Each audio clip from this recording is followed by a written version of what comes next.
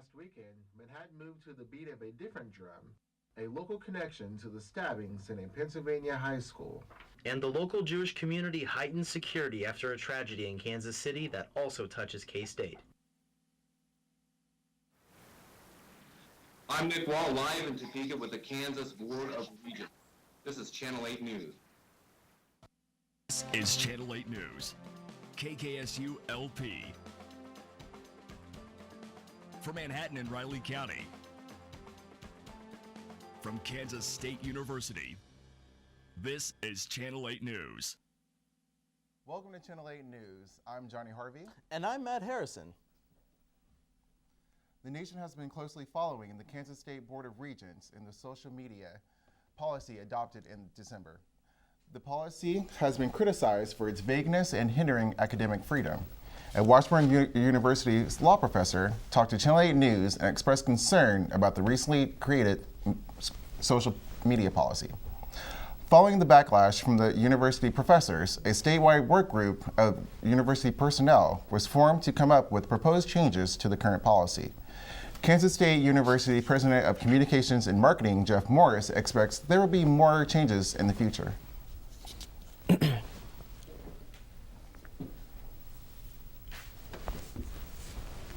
Thank you, Nick, for that update.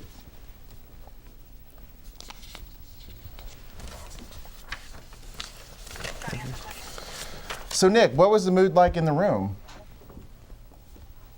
All right, the mood here in Topeka between the Kansas Board of Regents and the university involved in social media. I started out pretty dicey. The meeting actually started out with Tim Emmer of the board saying that if the university workforce group had turned in their visions as an assignment, that the board would have given them. And the conversation did get to flow more smoothly from there as both sides worked to find a resolution. We'll move forward and do more of this in May. But like I said, it did start out dicey, got a little bit more conversational as it went on. So what was the main concern of the educators going into this? I think the main thing that the university the possibility of freedom and academic discussion to be thwarted, but sides tried to work to establish a guideline and while maintaining policy to address those issues, like I said, which will be looked again in May. Thank you, Nick, for that update. Sounds like it could be a heated issue. Speaking of heat, the weather has been a little hot and cold lately. I'm wondering if summer will ever arrive.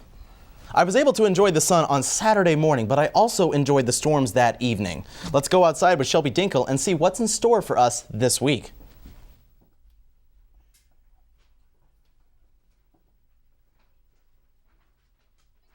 Actually, but nothing us Kansans can't bear. You can see the buds on the trees are growing, dandelions are in the ground, so stick around for my 5-day forecast to see if these sunny skies stick around.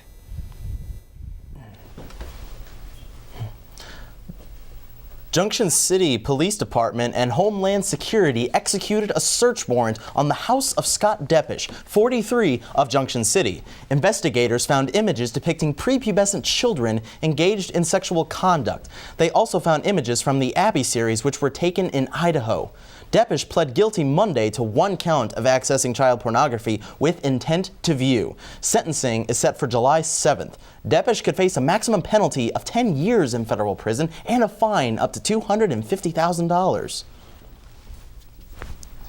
Pottawatomie County Sheriff's Office arrested Christopher Zoller, 28, and Erica Swinson, 25, both of Wamego, as well as Shannon Mayers, 32, of St. Mary's.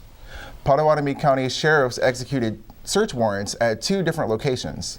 An unspecified quantity of methamphetamine was seized at the 500 block of Chestnut in Wamego. The other warrant was served at the 100 block of West Park Avenue in St. Mary's, where methamphetamine was also seized. This past weekend, 13 alcohol-related citations were given out by Riley County Police Department. 11 of the citations were issued to underage persons, while 2 were given for open container charges to be of legal drinking age. Last week, Channel 8 News had Captain Don Stubbings from the K-State PD on set to discuss the troubles of underage drinking. According to Stubbings, many new students have trouble with alcohol because they are not prepared for life away from home. A former Grand Dragon of the KKK allegedly killed 3 people at two Jewish community centers in Overland Park, Kansas, including a 14-year-old boy. We're joined now by Channel 8 reporter Sean Fry, who visited the Jewish community in Manhattan as they were starting their celebration of the Passover just a day after a national tragedy rocked their culture. That's right, guys. For the Jewish community in Manhattan, they showed up to celebrate Passover despite concerns that there might be a hate crime going on in their area as well.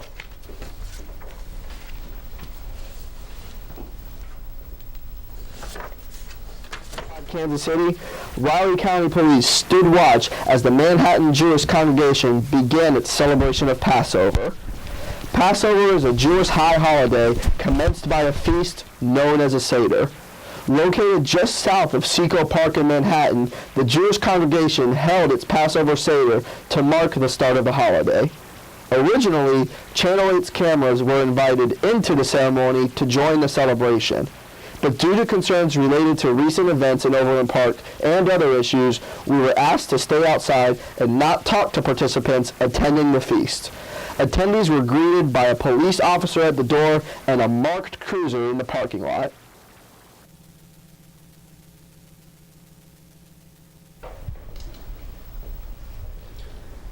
The congregation was reeling from the after effects of a fatal hate crime that targeted their religion and culture just over 24 hours earlier. Our hearts go out to the Jewish community, as well as the members of the K-State family that was affected. Tara Lamano, one of the victims of the horrible hate crime, was the mother of K-State journalism student Gian Lamano. This really is a tragedy, but it's not the only national tragedy to touch K-State. Joining us now is Channel 8 reporter Katie Watkins to tell us about another event that hit close to home. That's right. You know, for many students, K-State is their home away from home, and for Brandon Faith, that's no different. He received a phone call last week that just goes to show that you shouldn't ignore those phone calls from mom. For many students, K-State is their home away from home. Brandon Faith is no different. Similar to your typical out-of-state student, he likes to keep in touch with his family. Hi, Bree. Hi, how are you? Brianna is his younger sister. She's a junior in high school, but it's the high school in Murraysville, Pennsylvania that recently experienced the horrific stabbings that injured 21 students in 3 minutes. I was walking in the lobby when I saw people screaming and running, and I thought they had a gun. So I ran out the front, a friend and I did, and we all evacuated to the field, and you could see people like bloody and, you know, holding their faces and their arms and wherever it was at, and people's clothes were everywhere. Through the tragedy, there has been a tremendous amount of community support.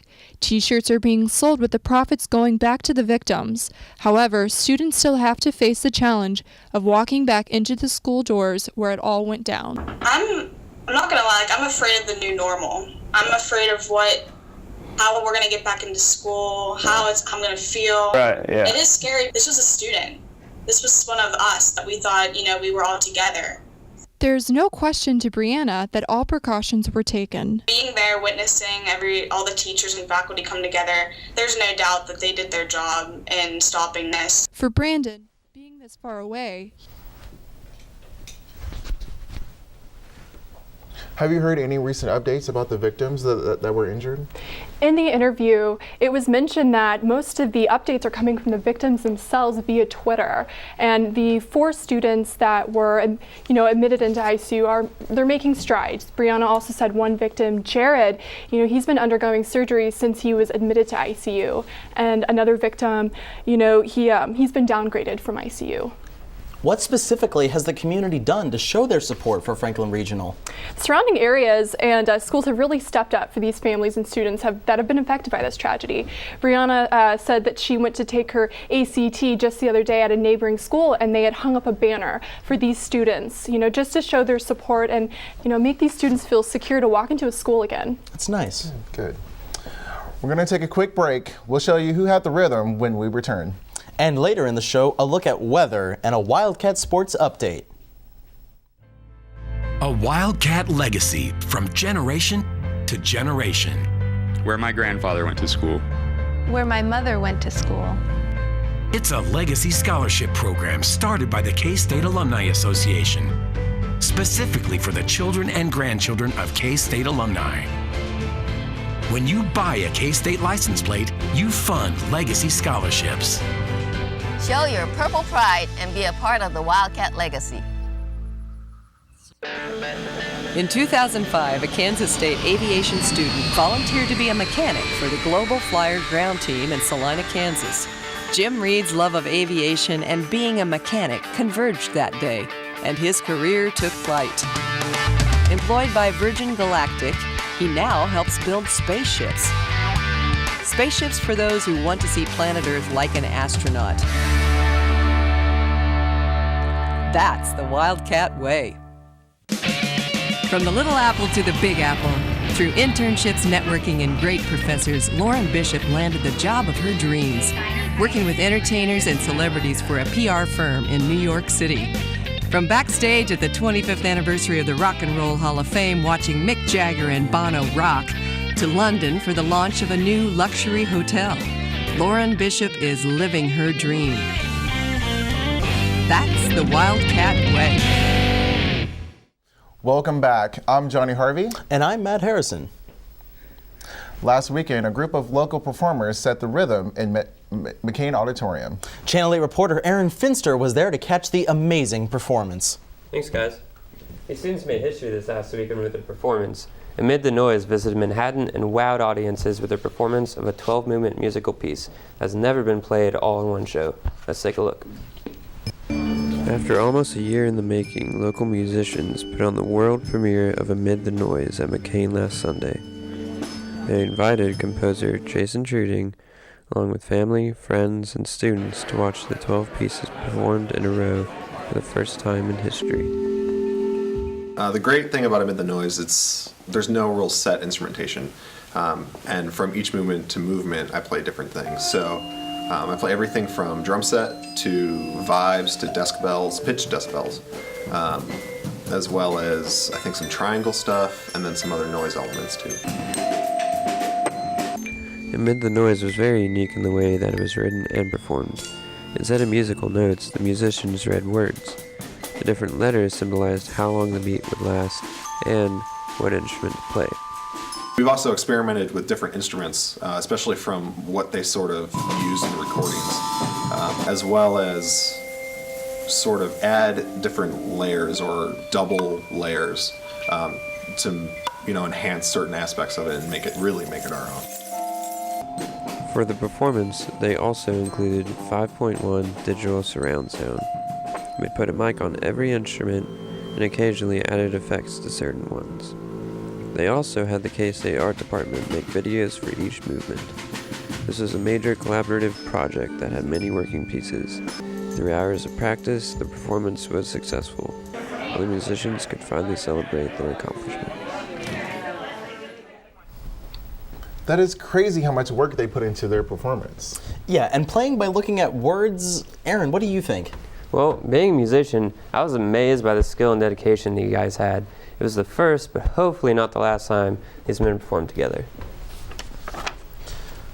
Tom Donilon, a former national security advisor to President Barack Obama, delivered the Landon Lecture on Tuesday, April 15th. Donilon's lecture, the second Landon Lecture held in as many weeks, focused on the subject of American declinism. Donilon took a stance against the prevailing theory that the U.S. is in decline as a world superpower, citing the economy and military power as some of the reasons for the country still being top dog. During the Q&A section of the lecture, Donilon addressed ongoing Ukrainian-Russian conflict. Other topics discussed by Donilon included advocating for cuts to the defense budgets and improving the country's infrastructure. For once, K-State college Republicans weren't taking aim at Democrats. Instead, they were firing at clay pigeons in support for the right to bear arms. Channel 8 reporter Jason Beats was there to show us the caliber of their shots. all of the participants support the right to bear arms, but how skilled were they in using them? Some of them were amazing. Others were still learning.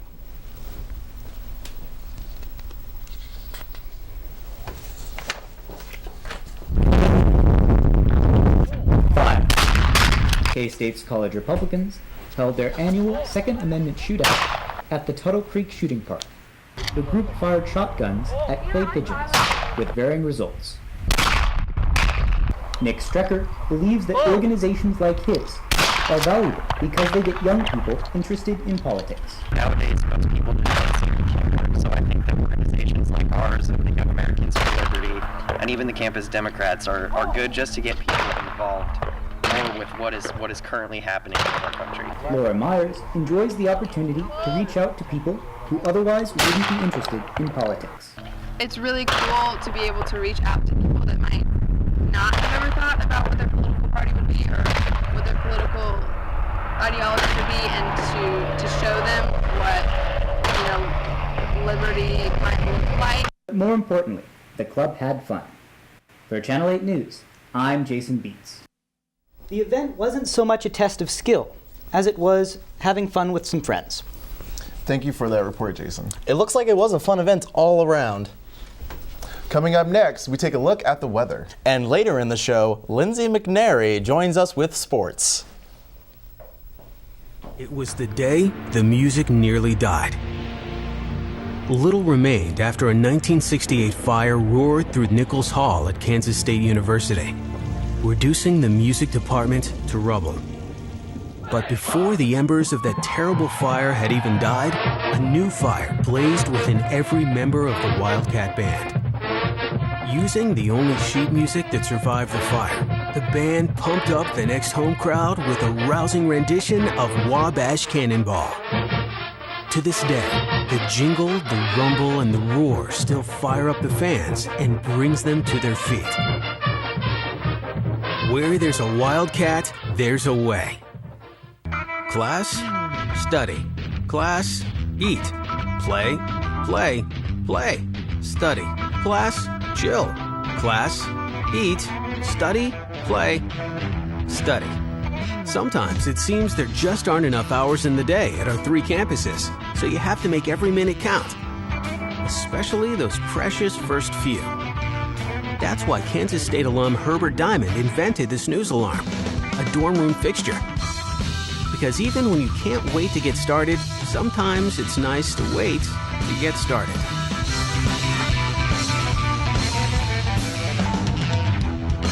Where there's a Wildcat, there's a way. It's that time of year again. Kids will be wearing their Sunday best and they'll be getting dirty searching for Easter eggs. That's right. The Easter Bunny has been spotted at Manhattan Town Center. You can visit the Easter Bunny and get your picture taken with him and all his bunny friends. He's going to be at the Town Center Food Court until April 19th. I'll tell you one thing, you can't get my niece near an Easter Bunny. She is petrified of people in costumes. She goes into like this fetal position where she just starts crying and just laying there and shaking. It's kind of ridiculous. Now what are you talking about? The Easter Bunny is a symbol of rejoice, celebration, and joy. You're right, it's creepy. That's what I thought. Shelby? Well, personally, I am still kind of jealous of the kids that still get Easter presents, baskets, and everything like that. I mean, I'm 20. I still deserve something, right? Yeah. I tell you one thing, if my kids. parents, go ahead. Go ahead, Johnny. I'll tell you one thing, if my parents were still giving me Easter baskets, it would be contact solution and macaroni and cheese. I almost got a Rubik's Cube for Easter, and that was the most exciting thing I ever got. Oh. And you know what scares the Easter Bunny? Lightning. Well, that's for sure. Me too. We had some awesome shots from this past weekend when the storm raged over Manhattan. Wow. It was insane. I mean, as you can see by the lightning bolts, we had plenty of shots of light in the sky. It was just like a fireworks show, plenty of streaks, it was really a sight to see. And especially when you see the clouds, they're rolling in. They're like that giant UFO that was flying in the scene in Independence Day or whatever, that 1990s movie with Jeff Goldblum. But anyways, yeah, the cloud rolling in, it looks very, very intimidating. But regardless, Shelby, what do you got for us? We'll take a step away from the scary weather and take a look at our national map. Up in Seattle, actually, right now, it is 50. Down there in Dallas, we got 48. Over in the DC area, it's a little colder over there with 39. We'll take a look at our fronts and how that's working through the U.S. right now. You can see that we got some low pressures coming from the northwest over there, creating some cloudy skies right now and maybe some colder weather for us in the Midwest as it passes through us. We'll take a look at Kansas now to see how our fellow Kansans are bearing. Over there in Colby, we got 48. On the other side of Kansas, Kansas City is 51. Down there in Wichita, they're looking at 50, and us here in Manhattan, we're looking at about 53. 5-day forecast for you. Tonight and today it's going to be about 70, going into 42 tonight. Tomorrow we're looking at 50, the low of 35. On Friday, sunny skies and 71, as well as Saturday sunny as well for you. Too bad Easter Sunday though, it might rain on you. So if you're planning on going out on those Easter egg hunts, maybe bring an umbrella and a rain jacket for those kids. Well, Shelby, thanks for that. When we return, we'll get a Wildcat sports report from Lindsay McNary. You're greeted with a smiling face. You could step onto K-State's campus and feel that without even talking to anyone, that it's welcoming. The administrators and faculty, like, they remember your name. Anywhere you go, someone's there to help you and to smile at you. Half of campus is going to be wearing purple, and you know that there's that K-State pride. It's really evident that you can do something and you can be somebody and you can really define yourself here. I'm a part of the campus. K-State to me is home. And that kind of gives me a sense of place. Who is going to help safely feed 9 billion people in the year 2050? Who will design sustainable cities that can flourish? Who is going to shed light on dark matter and origins of the universe? Where will we teach the scientists who will engineer our future? At one of the world's top research universities, Kansas State University. A Wildcat legacy from generation to generation. Where my grandfather went to school. Where my mother went to school. It's a legacy scholarship program started by the K-State Alumni Association, specifically for the children and grandchildren of K-State alumni. When you buy a K-State license plate, you fund legacy scholarships. Show your purple pride and be a part of the Wildcat legacy. Lindsay McNary joins us now with a sports update.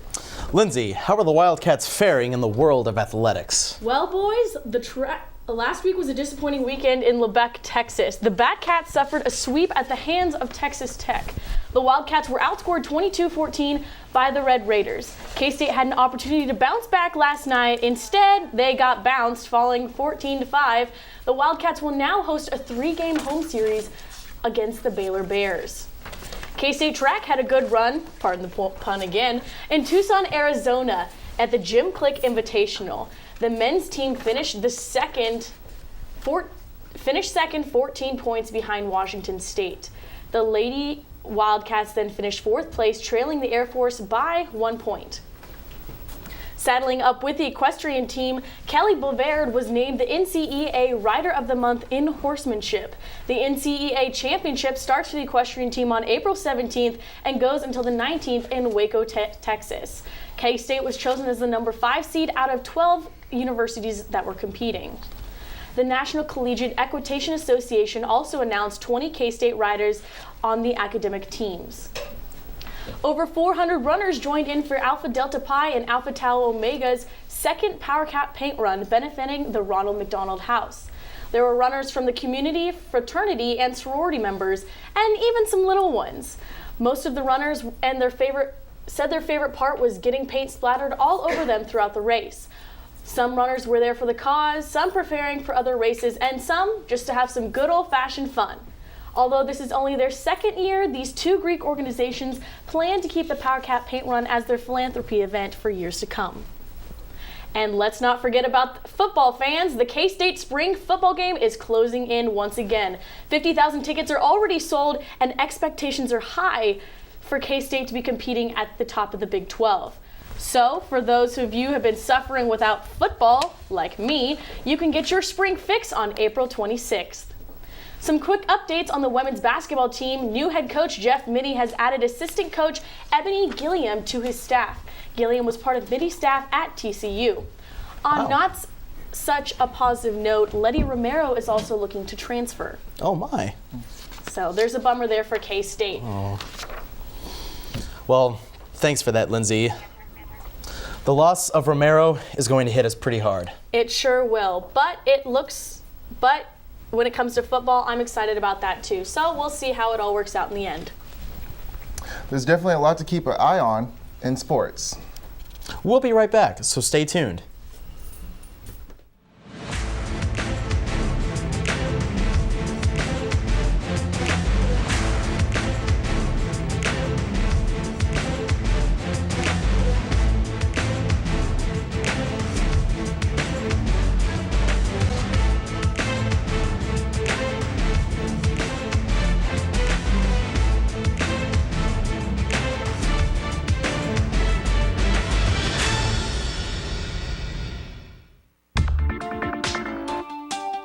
Since opening its doors, the International Animal Health and Food Safety Institute has had literally thousands of people take advantage of the facilities and academic programs that are being developed.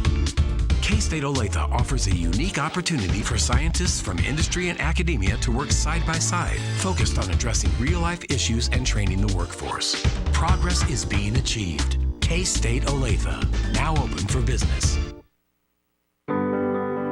Choose your direction and navigate the road to success.